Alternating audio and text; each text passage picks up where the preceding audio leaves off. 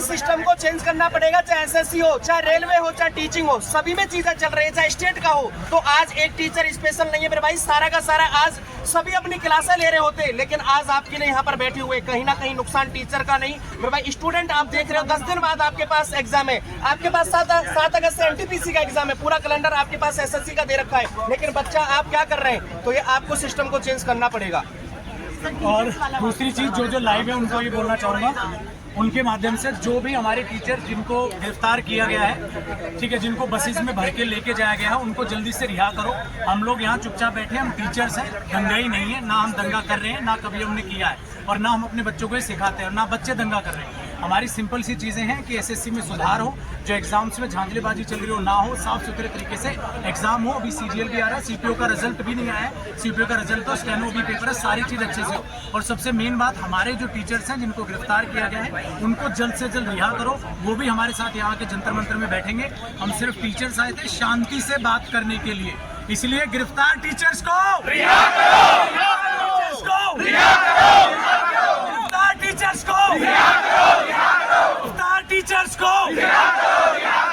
सबसे रिक्वेस्ट है इस बात को ज्यादा से ज्यादा फैलाना ना। हम किसी भी, हम ये नहीं कह रहे किसी वेंडर के हम खिलाफ है, हम कह रहे हैं आप कोई भी वेंडर जाओ, हमें सब मंजूर है, लेकिन साफ सुथरा पेपर होना चाहिए। मुद्दे को भटकाया नहीं जाना चाहिए कि हम दूसरे वेंडर के साथ हैं, किसके साथ हैं। हम किसी के साथ नहीं है, हम सिर्फ अपने बच्चों के साथ हैं। उनका पेपर साफ सुथरे तरीके से होना चाहिए। आप जो भी वेंडर दो, हमें कोई गम नहीं है, आप किसी भी लाइए, लेकिन ध्यान रखना 30 से 40 लाख बच्चा पेपर देने जाता है और वो इन कैमरों के साथ जाता है। जो भी गलती देखेगी वो रिकॉर्ड करके भेजेगा, और सबूत की जरूरत नहीं है, सबूत उनकी सारी वीडियोस हमारे पास है। तो सिंपल सी मांग है, साफ सुथरे तरीके से एग्जाम कराइए। जो आपके सेंटर्स आपने 2-2, 3-3 दिन में तैयार किए हैं, उनकी माउस काम नहीं कर रही है, कंप्यूटर काम नहीं कर रहे हैं, बच्चों को पीटा जा रहा है, पीटने की वीडियो आ रही है। कुछ का एग्जाम हो रहा है, कुछ का एग्जाम नहीं हो रहा है, उनको वहाँ से जबरदस्ती कहा जा रहा है कि साइन करो, पेपर सही से हुआ था, जब भी पेपर सही से नहीं हुआ, सिस्टम सारे के सारे खराब पड़े थे। सारे के सारे बच्चे बहुत ज़्यादा परेशान हैं। बच्चे हमारे पास आएंगे और टीचर्स के पास नहीं जाएंगे, कहाँ जाएंगे? और हम मरते दम तक उनके साथ हैं, यही बैठे हैं, जब तक सॉल्यूशन नहीं होगा हम कहीं नहीं जाने वाले। यहाँ सर एक बात और ऐड करना चाहूँगा सर, क्षमा कीजिएगा। यहाँ देखिए, अभी तक सीजीएल का एडमिट कार्ड नहीं आया, तो आप एसएससी के लोग अगर हम लोग को सुन रहे हो तो इस बार सेंटर दूर मत दे देना। अभी भी आपको एडमिट कार्ड प्रिंट करना बाकी है, तो centre with in the circle दो, ताकि छात्र आसानी से पहुंच सके। और दूसरी बात, बार बार कहेंगे, ये जो हमारे गिरफ्तार शिक्षक हुए हैं उनको जल्दी से जल्दी रिहा करो, ताकि वो शांतिपूर्वक हम लोग के साथ जुड़ करके अपनी मांगों को रख सके। और दूसरा मुद्दा है, टीचर्स को पकड़ पकड़ के बस में भरा गया है। क्यों? अरे हम चुपचाप वहाँ खड़े हैं, हमने बोला डीओपीटी जाना है, बोला नहीं जा सकते आप लोग। हमने बोला सिर्फ 2 से 3 या 4 टीचर्स को आप ले जाओ, सब अलग अलग विंग के टीचर चले जाएंगे। जो एसएससी को पढ़ाता है उसमें से एक टीचर चला जाएगा, जो टीचिंग को पढ़ा रही है एक टीचिंग वाला टीचर चला जाएगा, जो एक रेलवे से है काजल मैम, वहाँ से एक टीचर चला जाएगा। हर एक जो टीचर सारे अलग अलग आए हैं, उनमें से 4 टीचर जाके अपनी बात रख देंगे। इस छोटी सी बात को इतना बड़ा मुद्दा क्यों बनाया जा रहा है? और हम लोग अब अगर आप बोलोगे चुपचाप कर लेते, आप ऐसे क्यों आए? सर चुपचाप कर चुके हैं, कोई सुनवाई नहीं है, इसलिए हम आज यहाँ सड़क पे आके बैठे हैं। अब भी सुनवाई नहीं होगी तो कब होगी? एक बात और रखना चाहेंगे कि यहाँ पे सिर्फ एसएससी की बात नहीं हो रही है, यहाँ पे केंद्र और राज्य परीक्षा। अरे भाई कहाँ आगे जा रहे हैं? केंद्र और राज्य परीक्षा में सुधार करो। साइड हो जाओ, साइड। सिर्फ एसएससी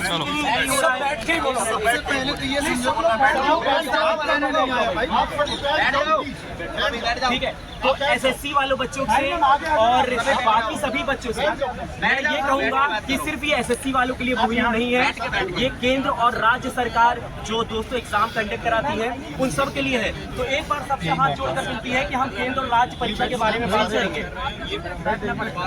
जो बच्चे हमें इस समय देख रहे हैं अलग अलग सोशल मीडिया के जरिए, सभी बच्चों तक ये आवाज़ उठाएं। हर जगह शांति से हम आवाज़ उठा रहे हैं, किसी तरीके की कोई भी हिंसा ना हम की, ना हम कभी भी करेंगे। ये सभी आप ही के लिए बच्चे इकट्ठे हुए हैं, भारत सरकार भी आपके साथ है। हमारी आवाज़ सुनी नहीं जा रही है, कहीं ना कहीं कमी भी हमारी है। सबसे पहले तो हमारे टीचर्स को वापस करो। हमारे टीचर जितने भी गिरफ्तार हुए हैं उन सभी को रिहा करो। हम अपनी बात बड़ी शांति से रख रहे हैं और हम अपनी बात को मनवाएंगे। सरकार हमारी है तो बात भी हमारी सुनेगी। गिरफ्तार शिक्षकों को और हमारा जो भी साथी टीचर, जैसे जाके थोड़ी दूर जाके वो छोड़ दे रहे हैं, तो जल्दी से छोड़ें। और जो भी टीचर छूटता जाएगा वो तुरंत सब यहाँ जुड़ते चले जाएंगे जंतर मंतर। अगर कोई भी टीचर हमारे साथी देख रहा है जो बात अभी तक पहुँच नहीं पाई है, आप छूटते ही डायरेक्ट जंतर मंतर पर पहुँचो। हम यहीं पे बैठे हुए हैं, कोई दोहराई नहीं, हम कहीं नहीं जा रहे हैं। सारे क्या नाम है सर आपका? मेरा नाम विनय तिवारी है। जी अभी क्या हो रहा है कि जो एसएससी ने टेंडर दिया, पहली चीज़ तो एसएससी के जो टेंडर दी हुई एजेंसी है, एडिक्विटी नाम है उसका, वो जहाँ जहाँ एग्ज़ाम कंडक्ट करा रही है उन सेंटर्स में अव्यवस्थाओं की कोई गिनती नहीं है। मतलब आप अनगिनत अव्यवस्थाएँ हैं। पहली चीज़ तो बायोमेट्रिक नहीं हो रहा है, मतलब बच्चों की एंट्री लेट हो रही है, बायोमेट्रिक नहीं हुआ।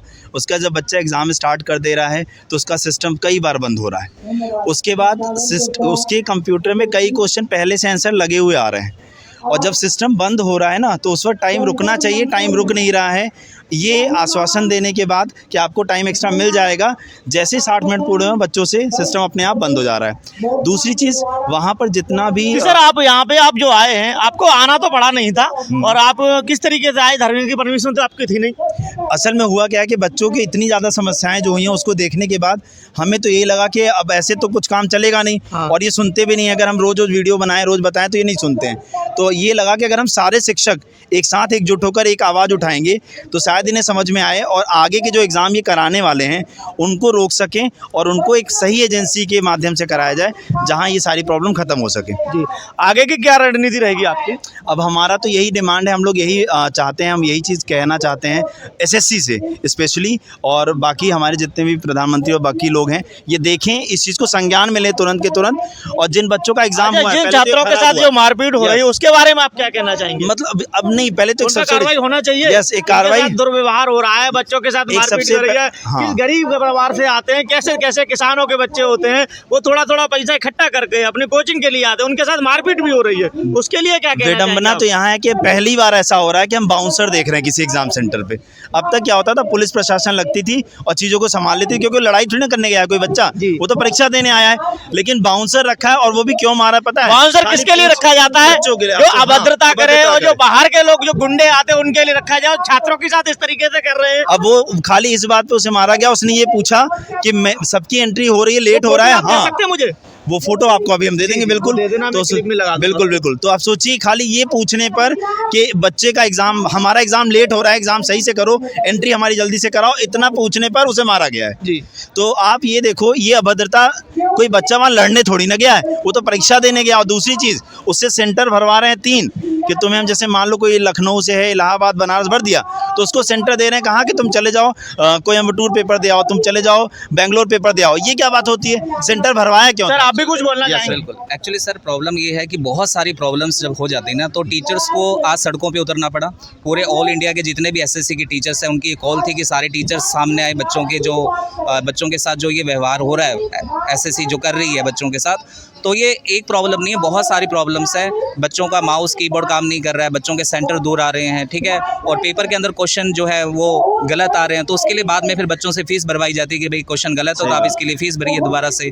तो बच्चा जो इतनी मेहनत से तैयारी कर रहा है, इतना फीस दे रहा है, कोचिंग ले रहा है इसके लिए, और उसके बाद उसको जब पेपर देने जाता है तो उसको ये चीज़ें फेस करनी पड़ती है। तो ये बहुत बड़ी एक प्रॉब्लम है, और ये प्रॉब्लम सिर्फ एसएससी एग्ज़ाम में नहीं, बल्कि सेंटर के या दूसरे एग्ज़ाम्स जो हैं, रेलवे हैं या दूसरे अदर एग्ज़ाम जो हैं, या स्टेट लेवल के भी जो एग्ज़ाम है, उनके अंदर बहुत सारी ये प्रॉब्लम रही है। चीज़ हो गई ना, अगर मान लीजिए जैसे ये गरीब का बच्चा है, बिल्कुल सर, पहली चीज़ तो ये फॉर्म भरने की फीस इकट्ठा करता है, कैसे आके बाहर तैयारी कर रहा है। अब अगर आप उसने मांगा 100 किलोमीटर की रेडियस में अपना सेंटर, कि 100 किलोमीटर मुझे सेंटर मिल जाएगा, मैं चला जाऊंगा।